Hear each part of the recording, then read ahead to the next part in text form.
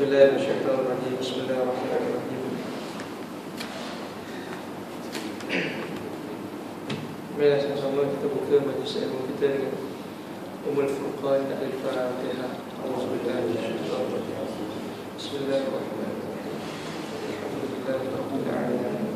Arrahmanir rahim. Maliki yaumiddin. Iyyaka na'budu wa iyyaka nasta'in. Ihdinas siratal mustaqim. Shiratal ladzina an'amta 'alaihim ghairil maghdubi 'alaihim waladdallin. Bismillahirrahmanirrahim.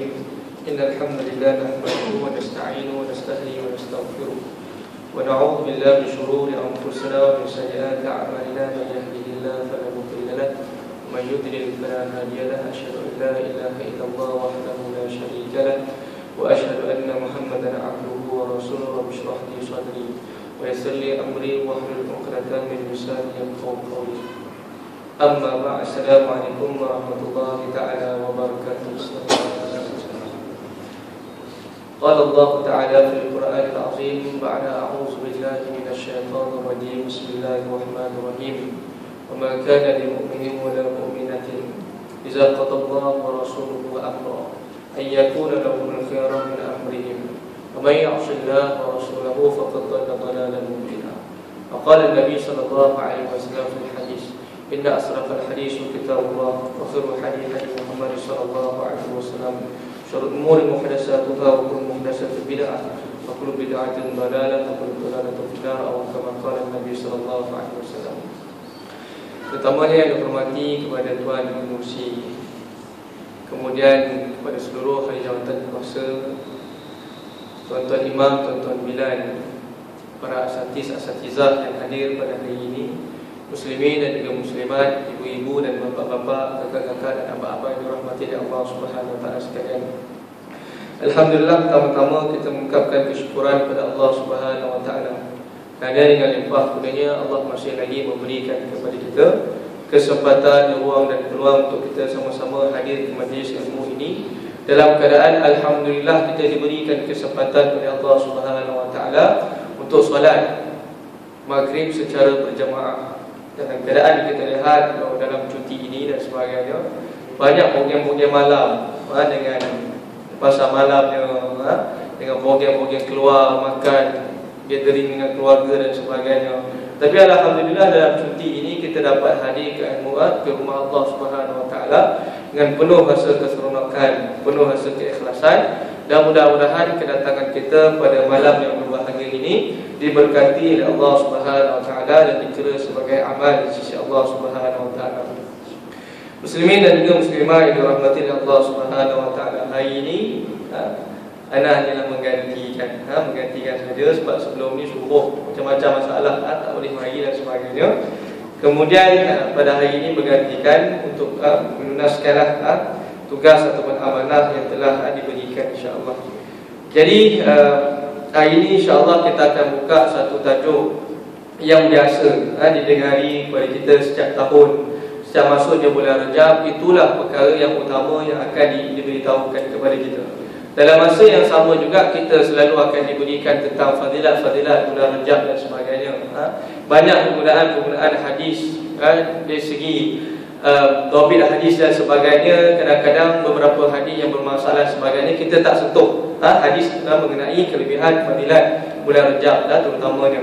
Tetapi pada malam yang mulia ini, insya-Allah kita keluar daripada khilaf, daripada perselisihan para ulama tersebut. Kita ambil satu perkara, satu peristiwa yang cukup benar, cukup benar-benar berlaku, yang mana peristiwa ini diberikan oleh Allah Subhanahu wa taala hanyalah kepada seorang manusia yang menjadi kekasih Allah Subhanahu wa taala, yang menjadi sebagai kekasih kita, menjadi sebagai kedua hasanah kita dan sebagainya. Ia adalah Nabi sallallahu alaihi wasallam. Peristiwa yang cukup agung, peristiwa yang menguji keimanan para sahabat ketika itu, sehinggalah ramai di kalangan sahabat telah terpuji keimanan mereka. Sebahagian mereka ini membenarkan janji-janji mereka terhadap Allah dan juga Rasulullah sallallahu alaihi wasallam. Sebahagian yang lain ada dalam keadaan yang masih lagi ragu-ragu dengan keimanan kepada Nabi sallallahu alaihi wasallam. Akhirnya mereka ini keluar tidak bersama dengan Nabi di dalam memperjuangkan Islam. Muslimin dan juga muslimat yang dirahmati oleh Allah Subhanahu wa taala. Perkara pertama yang kita nak bincangkan di sini adalah perkara yang berkaitan dengan Isra dan juga Mi'raj. Isra dan juga Mi'raj. Tentang tarikh berlakunya peristiwa Isra dan Mi'raj ini kita malas nak berdebat lah. Ada yang mengatakan 27 Rejab, ada yang mengatakan 21, ada yang mengatakan 17 dan sebagainya. Tak apalah, bincanglah macam mana, peganglah yang mana yang paling kuat dan sebagainya. Kita ni hanyalah mengambil itu adalah peristiwa yang berlaku. Tak kisahlah bila sekalipun 27 Rejab, tak kisahlah 21 Rejab dan sebagainya. Peristiwa ini benar-benar berlaku, benar-benar berlaku dan menjadi keimanan bagi kita sebagai orang mukmin untuk meyakini peristiwa ini telah pun berlaku, iaitu di mana berlakunya peristiwa Isra dan juga Mi'raj. Diperjalankan Nabi SAW daripada Masjidil Haram, daripada Masjidil Aqsa ke Masjidil Haram dalam keadaan satu malam. Berlaku peristiwa satu malam, kemudian naik di Mi'raj kan, bertemu dengan Allah Subhanahu wa taala dan mengambil perintah untuk sembahyang lima waktu. Peristiwa ini kalaulah kita nak buka balik satu persatu dan sebagainya amat panjang dan kita biasa dengar. Cuma pada hari ini anda nak membawa kita semua supaya kita mengambil beberapa ibrah, beberapa keterangan, beberapa pengajaran yang boleh kita ambil. Mudah-mudahan kita boleh amalkan dan menambahkan keimanan dan boleh menambahkan amal. Kalaulah kita belajar mengenai sirah, mengenai Isra dan Mi'raj ini, sehinggalah keadaan kita berbalah. Ada satu surau kata 27, ustaz ni. Kemudian surau lain kata 21 Rejab dan sebagainya. Ada yang mengatakan bulan Ramadan. Macam-macam. Kalaulah menambahkan perselisihan di antara kita, tak payah. Tetapi bagi kita ini, bila mendengar saja peristiwa yang benar-benar berlaku kepada Nabi SAW, kita pegang dan menambahkan iman dan juga menambahkan amalan kita yang berada di atas muka bumi ini. Baik. Peristiwa Isra dan juga Mi'raj adalah satu hadiah, satu pemberian Allah Subhanahu wa taala kepada Nabi junjungan besar Nabi sallallahu alaihi wasallam. Ketika mana isteri Nabi sallallahu alaihi wasallam iaitu Siti Kharijah binti Khuwailid dan juga pakcik Nabi sallallahu alaihi wasallam iaitu Abi Talib. Kedua-dua insan ini yang disayangi oleh Nabi sallallahu alaihi wasallam telah pun dimatikan oleh Allah Subhanahu wa taala. Dalam keadaan di mana Nabi sallallahu alaihi wasallam baru awal-awal, mula-mula awal lagi di dalam menyampaikan dakwah dan juga risalah, dalam keadaan sir, dalam keadaan yang bersembunyi, dalam keadaan jahat, dalam keadaan terang-terang dan sebagainya. Akhirnya dalam keadaan itu Nabi Allah Subhanahu wa taala, Nabi Muhammad sallallahu alaihi wasallam telah diuji dengan pelbagai ujian. Dengan pelbagai ujian, iaitu dengan siksaan, dengan kecaman, dengan kehinaan yang diberikan khususnya daripada orang kafir Quraisy kepada batang tubuh Nabi sallallahu alaihi wasallam dan juga kepada batang tubuh para sahabat Nabi sallallahu alaihi wasallam. Di antaranya cukup banyak sahabat Nabi yang diuji oleh Allah Subhanahu wa taala, yang telah diuji dengan begitu kejam oleh kafir Quraisy dan sebagainya. Di antaranya adalah Khabbab bin Arat. Khabbab bin Arat nak diceritakan bahawa belakang dia ni dalam nak mempertahankan tauhid agama Allah Subhanahu wa taala disalai dan dibakar sehinggalah muluhlah lemak-lemak yang berada di belakang badannya, semata-mata ingin menegakkan syiar dan juga agama Allah Subhanahu wa taala.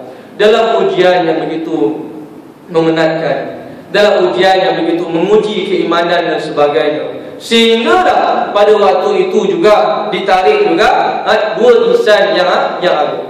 Yang pertama adalah Sayyidatina Kharijah, isteri Nabi sallallahu alaihi wasallam yang bersama dengan Nabi sallallahu alaihi wasallam tatkala Nabi dapat menerima wahyu yang pertama.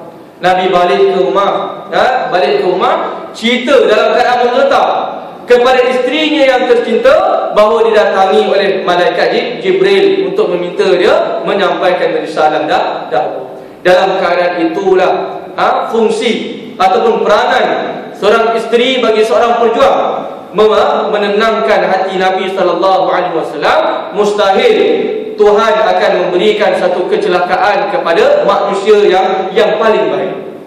Menenangkan hati Nabi sallallahu alaihi wasallam, menemaninya dan bersama-sama dengan Nabi sallallahu alaihi wasallam di dalam menyampaikan dakwah. Sehinggalah kita kenal, kita pernah dengar bahawa satu ungkapan yang begitu hebat yang diberikan kepada Nabi sallallahu alaihi wasallam oleh isterinya yang tercinta. Sekiranya aku mati nanti, walaupun dalam keadaan tulang aku boleh lagi memberikan manfaat, bantuan dan boleh berbakti demi kemenangan Islam, pakai. Pakai. Nak bantu perjuangan Nabi SAW daripada seorang businesswoman, seorang peniaga perempuan yang begitu berjaya, seorang hartawan, serahkan segala-galanya dalam jalan perjuangan Nabi SAW untuk menyampaikan syiar dan agama Allah Subhanahu Wa Taala. Berikan segala-galanya daripada jiwa, harga, jiwa, raga dan juga harta benda dan sebagainya. Beri untuk nak membantu perjuangan Nabi sallallahu alaihi wasallam. Berilah segala-galanya, dan kalaulah tubuh badannya juga boleh dibantu, boleh digunakan untuk membantu perjuangan Islam, pakai, tidak ada masalah. Kita berani tak nak cakap gitu? Tak berani. Kita tak berani. Kadang-kadang suami kita letih, tak ada duit. Pening kepada kita ni, duit gaji besar, buat tak tahu. Buat tak tahu. Kawan ni tidur belakang macam ni dah tangan. Tidur sebelah kita, buat tak tahu. Tak tanya langsung. Tak tanya langsung. Penat. Laki ni balik hari dan sebagainya dengan kewangan pelbagai masalah dan sebagainya. Ini yang berlaku pada zaman kita. Tetapi contoh teladan suri rumah tangga yang paling hebat adalah isteri Nabi sallallahu alaihi wasallam, iaitu Sayyidatina Khadijah binti Khuwailid, yang mestilah kita mencontohi dan meneladani beliau ini sehinggalah beliau wafat di dalam jalan perjuangan Islam. Dan yang kedua adalah daripada orang yang Nabi sallallahu alaihi wasallam kasih, iaitu Abi Talib, pakcik Nabi sallallahu alaihi wasallam, yang membantu Nabi sallallahu alaihi wasallam di dalam menyebarkan dakwah. Walaupun dia membantu Nabi sallallahu alaihi wasallam dalam keadaan dia tidak beriman, dia memberikan bantuan kalah orang lain. Kalah orang lain dalam memberikan harta, dalam memberikan sokongan, dalam memberikan perlindungan kepada Nabi sallallahu alaihi wasallam, menjayakan perjuangan Nabi sallallahu alaihi wasallam pada awal-awal itu. Walaupun tidak beriman. Sehinggalah Nabi sallallahu alaihi wasallam ketika mana dia sakit, orang kafir Quraisy mengetahui bahawa hubungan Nabi SAW dengan Abi Talib ini sangat rapat. Sehinggalah tempoh masa Abi Talib ini nazak, diguna pakai waktu tersebut untuk nak minta tolong kepada Abi Talib supaya katalah kepada Nabi SAW supaya berhenti daripada berdakwah. Sampai macam tu sekali Nabi diuji. Kita sayang sangat kat pakcik kita, dalam keadaan pakcik kita ni dah sakit tenat. Kalau bagi sakit tenat ini, kalau dah diberikan amanat, diberikan wasiat dan sebagainya, kita pasti akan lakukan. Tetapi bila dalam keadaan nazak dipanggil Nabi SAW, kemudian Abi Talib dalam keadaan itu meminta kepada Nabi SAW. Ini idea daripada pakcik-pakciknya yang lain dan juga daripada pemimpin-pemimpin Quraisy yang lain, supaya meminta, katakanlah kepada Nabi SAW supaya hentikan berdakwah ini. Hentikan berdakwah. Kemudian disampaikan, Abi Talib menyampaikan kepada Nabi SAW, orang Quraisy mengatakan kepada aku supaya hentikanlah perselisihan di kalangan kaum-kaum kita bersama ini, sehinggalah mereka boleh menawarkan jawatan kepada kamu. Kalaulah kamu ini, wahai Muhammad, sibuk nak berdakwah kerana nak menjadi pemimpin. Ini kenapa ada sabotaj ke macam mana? Memang bunyi biasa? Biasa. Okey? Buat biasa. Haluan telinga. Okey? Kalaulah engkau ni berdakwah semata-mata nak menjadi pemimpin, kami boleh lantik engkau menjadi pemimpin boneka kami. Kau boleh jadi pemimpin, tetapi kenalah menjayakan misi yang dan juga agenda yang telah kita rancangkan. Tapi Nabi tak nak. Kalaulah engkau nak perempuan, boleh kami bagi perempuan. Kalau engkau nak harta, kami boleh kumpulkan semua harta kami berikan kepada engkau untuk engkau memberhentikan dakwah Islam. kalaulah engkau ni sakit wahai Muhammad, kami boleh cari seorang yang memang tabib yang terhebat, yang memang mahir dan sebagainya, untuk nak menyihatkan tubuh badan kamu sekiranya itu yang engkau kerjai. Akan tetapi yang dikatakan oleh Nabi sallallahu alaihi wasallam dalam ujian yang begitu getir pada waktu itu, Nabi sallallahu alaihi wasallam mengatakan, "Law waqa'a syamsu fi yamani wal qamaru fi yasari, ala utrika hadzal amr la atraku hatta yuzhirahu Allah aw ahlika."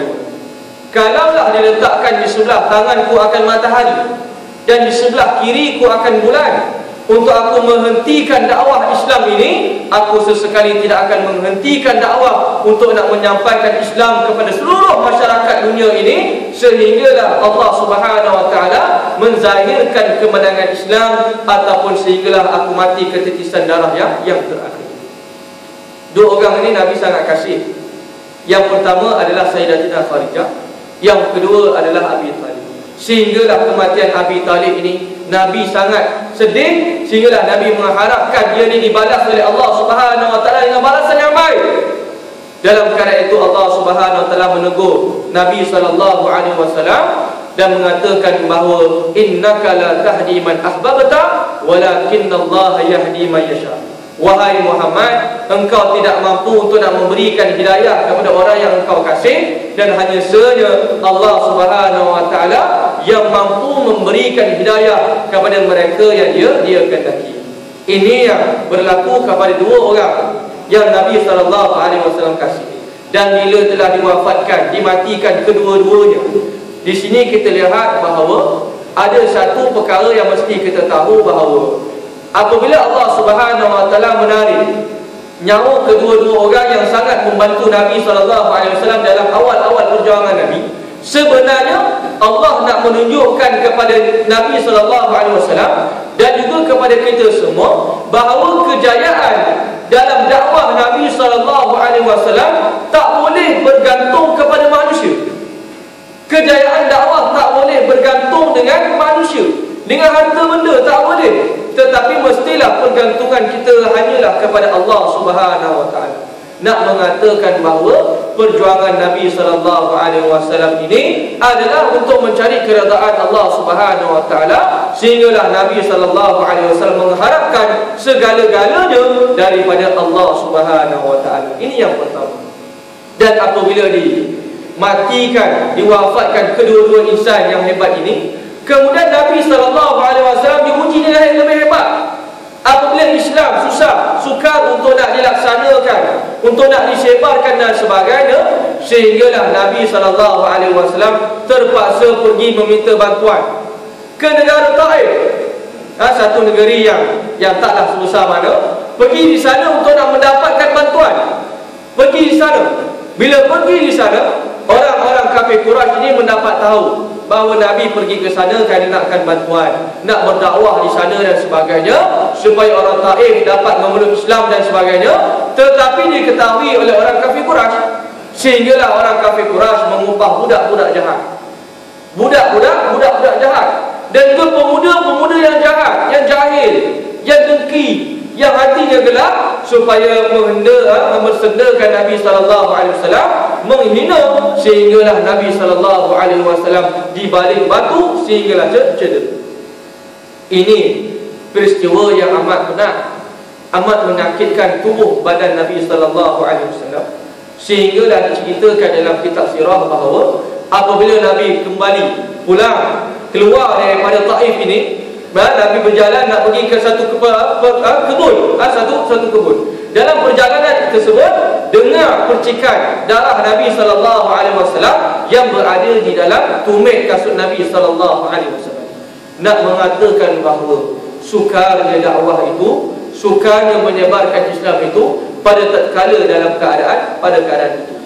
Inilah yang berlaku kepada susuk tubuh Nabi sallallahu alaihi wasallam, insan yang kita kasih. Sehinggalah di sana Allah Subhanahu wa taala memberikan satu peristiwa yang cukup agung untuk nak memulihkan semangat Nabi sallallahu alaihi wasallam, untuk memperjalankan Nabi sallallahu alaihi wasallam, untuk menghiburkan hati Nabi sallallahu alaihi wasallam dalam keadaan diperjalankan memi'rajkan Nabi SAW, sehinggalah dinaikkan dan diangkat Nabi ini, diangkat, dimi'rajkan Nabi SAW, sehinggalah bertemu dengan Allah Subhanahu Wa Taala dalam keadaan ruh dan juga jasad Nabi SAW. Bukan berlaku dalam keadaan mimpi. Kalau mimpi ini benda yang kita tidak boleh jadikan sebagai dalil. Mimpi terbang, kita pun pernah mimpi terbang. Kita pernah mimpi lagi teruk daripada tu, lagi power. Jadi orang suka saya. Tengok cerita Dragon Ball, kita pernah mimpi sampai tu. Ada budak boleh mimpi lagi power. Ada orang boleh mimpi lagi power daripada tu. Pernah menjadi Perdana Menteri Amerika, boleh mimpi. Bila kita cerita ke orang, boleh saja, boleh jadi dia aku mimpi. Orang boleh percaya. Tetapi nak dikatakan bahawa peristiwa Isra' dan Mi'raj ini adalah peristiwa yang benar, dalam keadaan sedar dan berlaku dengan membawa digerakkan Nabi SAW dalam keadaan roh dan juga jasad. Bila Nabi SAW digerakkan dan sebagainya, diperjalankan pada malam tersebut, sebagaimana yang disebutkan dalam ayat Quran Al-Karim, subhanallazi asra bi'abdihi lailan minal masjidil haram ila al-masjidil aqsa, daripada Masjidil Haram ke Masjidil Al-Aqsa di Palestin. Perjalanan yang cukup jauh, tetapi boleh berlaku dalam sekejap, sekelimat. Boleh berlaku dalam sekejap, sehinggalah Nabi SAW dinaikkan bertemu dengan Allah Subhanahu Wa Taala atas daripada langit yang ketujuh, dalam keadaan naik di peringkat langit yang pertama, langit yang kedua, langit ketiga, sehingga langit yang ketujuh, bertemu dengan para malaikat, dan juga bertemu dengan para nabi. Bagi peringkat yang pertama, Nabi SAW bertemu dengan Abul Bashar, iaitu bapa segala manusia, iaitu Nabi Adam AS. Dijumpakan dengan peringkat-peringkat yang lain, dengan Nabi Isa, dengan Nabi Idris, dan sekali berjumpa dengan Nabi Musa AS. Jumpa dengan Nabi Musa AS, kemudian barulah bertemu dengan Allah Subhanahu Wa Taala, nak mendapatkan perintah untuk sembahyang.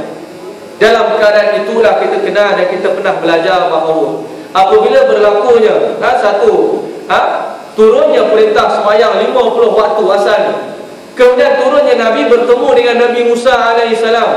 Nabi Musa AS adalah Nabi yang gagah, Nabi yang gagah, Nabi yang kuat. Tandanya adalah dia boleh naik turun Bukit Tur Sinai ataupun Jabal Sinai untuk bermunajat, bertemu dengan Allah Subhanahu Wa Taala dalam keadaan yang biasa. Naik turun Jabal Sinai ini satu tempat yang begitu tinggi. Anda pernah naik Jabal Sinai ini, berada di Mesir, Saint Catherine. Di Mesir kita lihat begitu tinggi. Naik tengah malam sampai ke atas subuh. Naik tengah malam ni sampai ke atas ke puncak subuh. Subuh. Bagi orang Melayu, orang Arab ni jarang naik. Kalau kita nak tengok, bila dah berada di puncak, di sana ramai orang-orang putih yang naik. Orang putih yang tua-tua bawa beg besar-besar ni, yang jenis travelling ni, pergi naik. Ya Allah, kita naik pun lalu sebelah orang tu. Orang tua ni nak naik juga, kita jadi kuat belaka, jadi semangat balik. Jadi semangat balik. Begitu tinggi tempatnya, dan nak mengatakan bahawa Nabi Musa AS ini adalah seorang manusia yang begitu gagah. Tetapi dalam gagah-gagahnya, dia melihat bahawa umat Nabi SAW tak mampu untuk nak memikul amanah ataupun tugas solat 50 waktu, tak boleh. Sehinggalah menasihati Nabi SAW bahawa umat Nabi SAW ini tak mampu untuk nak menunaikan tanggungjawab amanah yang Allah Subhanahu Wa Taala berikan ini, supaya sembahyang 50 waktu tak boleh, minta kurang, minta diskaun kepada Allah Subhanahu Wa Taala, minta takhfif, minta dikurangkan lagi. Sehinggalah turunnya naik Nabi SAW, sehinggalah solat ini 5 waktu sahaja menyamai 50 waktu. Dapat 5 waktu kita sembahyang. 5 waktu sembahyang pun di kalangan kita juga rasa berat. Berat. Ada waktu yang paling berat, subuh paling berat, dan juga Isya kalau maghrib balik rumah, tengok TV, berita dan sebagainya, dah tak mari dah, masjid tak mari dah. dengan makan malam terhidang dan sebagainya, taubat datang tak mari masjid untuk solat berjemaah, solat Isya. Tak ada dah. Berat sangat ni, berat. Dalam 5 waktu saja ada sebahagian manusia yang beriman, yang Islam gagal untuk melaksanakan 5 waktu ini. Kerana dengan kesibukan, dengan ketidakfahaman, pelbagai masalah yang sebagainya, sehinggalah 5 waktu ini juga menjadi gagal. Dan juga bila Nabi SAW mendapat perintah supaya solat 5 waktu dan sebagainya, turunlah Nabi SAW. Bila turunnya Nabi, kembali ke rumah Nabi SAW, kemudian diceritakan kepada sahabat-sahabat Nabi peristiwa yang berlaku Isra' dan juga Mi'raj. Cuba kita bayangkan dalam keadaan para sahabat Nabi yang baru saja beriman. Kemudian didatangkan satu kisah yang begitu pelik, begitu tidak masuk akal yang berlaku. Adakah di kalangan para sahabat juga akan menjadi goyah? Para sahabat menjadi goyah. Betul ke yang dibawa oleh Nabi SAW? Menjadi ragu-ragu. Bila Nabi SAW turun saja, esok pagi tu nak bagi tahu. Bila nak bagi tahu kepada para sahabat, ada seorang wanita, Ummu Hani, mengatakan kepada Nabi, jangan bagi tahu. Kalau bagi tahu peristiwa Isra' dan juga Mi'raj ini, orang lain ni dia akan pakat lari belakang. Akan mengatakan kau ni gila, nak mengatakan bahawa Islam yang kau bawa adalah satu agama yang tidak benar. Kenapa? Dengan keadaan berita-berita yang cukup tidak masuk akal. Jadi berlakulah apa berlaku. Kemudian bila Nabi mendapat nasihat daripada Ummu Hani, tetapi Nabi SAW tak boleh berdiam diri di dalam nak mendiamkan kebenaran yang berlaku. Nabi bagi tahu juga, walaupun di kalangan, kalaulah kita fikir secara logiknya, kalaulah Nabi bagi tahu, pastinya akan ada orang yang tidak percaya. Ia berlaku. Ada orang yang tidak percaya. Ada orang yang baru memeluk Islam, kufur semula, keluar balik, tak percaya dengan berita yang disampaikan oleh Nabi SAW. Tetapi bagi kita, dalam sirah-sirah penceritaan para sahabat yang kita baca dan sebagainya, yang kita pelajari, kita ambil ibrah, ada seorang sahabat yang terus mempercayai apa yang dikatakan oleh Nabi SAW. Sebagaimana yang berita yang dibawakan oleh orang yang tidak beriman, orang kafir, bawa cerita ni Nabi SAW cerita bahawa berlakulah Isra' dan Mi'raj. Dikatakan dan disebarkan dalam keadaan yang menghinakan Nabi SAW. Kau nak tahu? Nabi cerita, Muhammad cerita, dia diperjalankan daripada Masjid Al-Aqsa pergi ke Masjid Madinah, Masjid Nabawi, kemudian dah diangkat naik ke atas langit. Masjidil Haram naik ke atas langit. Ini adalah satu perkara yang karut marut, tak boleh kita nak dengar. Dalam keadaan itulah seorang sahabat Nabi SAW, bila dia dengar perkara tersebut, dia mengatakan, kalaulah Nabi SAW pergi jauh daripada tu, dan lebih cepat daripada malam yang berlaku semalam ini, kalaulah lebih cepat, maka akulah yang akan mempercayai. Aku akan mempercayai. Siapa dia? Apa yang dibawa oleh Nabi, dia akan percaya dulu. Dia adalah Abu Bakar As-Siddiq radhiyallahu anhu. Abu Bakar As-Siddiq ni muslimin dan juga muslimat dirahmati Allah Subhanahu wa taala. Bagi setiap orang yang didakwahkan oleh Nabi SAW, perkara yang berlaku yang Nabi tengok, dia akan dimulakan dengan perasaan ragu-ragu.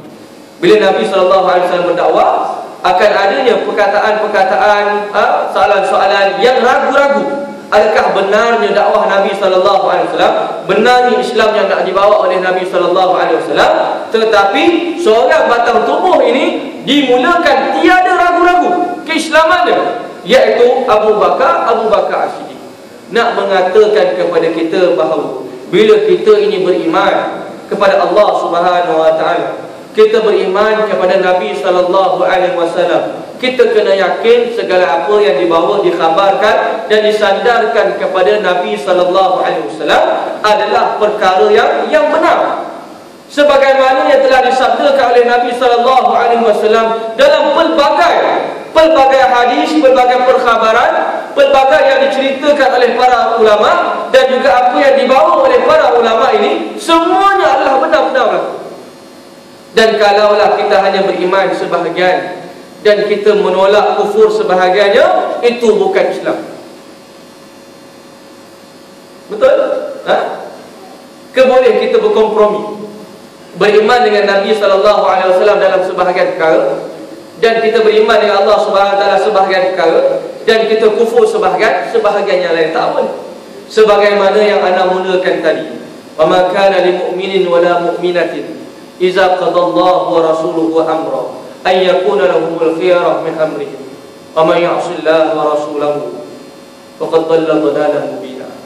Satu ayat Quran ini yang begitu hebat, yang mengatakan kepada kita tak boleh bagi orang mukmin lelaki dan juga mukmin perempuan, mukminah yang perempuan, apabila satu perkara yang Allah Subhanahu Wa Taala telah tetapkan dalam urusan manusia, maka kita tidak boleh nak memilih perkara yang lain, perkara yang telah ditetapkan oleh Allah Subhanahu Wa Taala, perkara yang telah berlaku, perkara yang telah disebut oleh Allah Subhanahu Wa Taala, perkara yang telah benar datang daripada Nabi Sallallahu Alaihi Wasallam. Tak boleh kita nak keluh-keleh, betul tak? Nak percaya, tak nak percaya, tak boleh. Kita kena percaya 100% apa yang dibawa oleh Nabi Sallallahu Alaihi Wasallam. Inilah yang diajarkan kepada kita, bahawa apa yang dibawa oleh Nabi Sallallahu Alaihi Wasallam adalah benar. Wa ma ataakumur rasulu fakhudhu wa ma nahakum anhu fantahu. Apa yang diajarkan, apa yang disuruh, apakah arahan yang dikeluarkan oleh Nabi Sallallahu Alaihi Wasallam, hendaklah kita amalkan. Dan apa yang dia tegar, apa yang dilarang oleh Nabi Sallallahu Alaihi Wasallam, mestilah kita jauhi. Kerana segala yang dinisbahkan kepada Nabi Sallallahu Alaihi Wasallam, segala bentuk perkhabaran, segala wahyu yang sampai kepada Nabi Sallallahu Alaihi Wasallam, yang disampaikan kepada umat Islam seluruhnya, kita kena beriman dan meyakini. Wa ma yantiqu 'anil hawa in huwa illa wahyu yuha. Nabi tidak mengatakan sesuatu daripada hawa nafsu Nabi Sallallahu Alaihi Wasallam, tetapi dia mengatakan segala-galanya adalah wahyu daripada Allah Subhanahu Wa Taala. Muslimin dan juga muslimat dirahmati oleh Allah Subhanahu Wa Taala, itu adalah secara summary kisah yang berlaku dalam peristiwa Isra' dan Mi'raj. Kemudian ada perkara lain, ibrah pengajaran yang boleh kita ambil daripada peristiwa Isra' dan Mi'raj ini. Yang pertama adalah perkara yang berlaku kepada Nabi dan juga Ummu Hani. Yang tadi yang kita terangkan secara ringkas, bahawa bila Nabi Sallallahu Alaihi Wasallam selesai Isra' dan juga di-Mi'rajkan, kemudian bila pulang sahaja bertemu dengan Ummu Hani mengatakan, jangan disebarkan lagi cerita ini, jangan. Sebab bila disebarkan kebenaran ini, nanti orang tidak akan bersama-sama dengan kita. Adakah kita lihat pada waktu itu Nabi SAW nak mengharapkan daripada penerimaan manusia, ataupun Nabi memilih untuk nak menyampaikan kebenaran?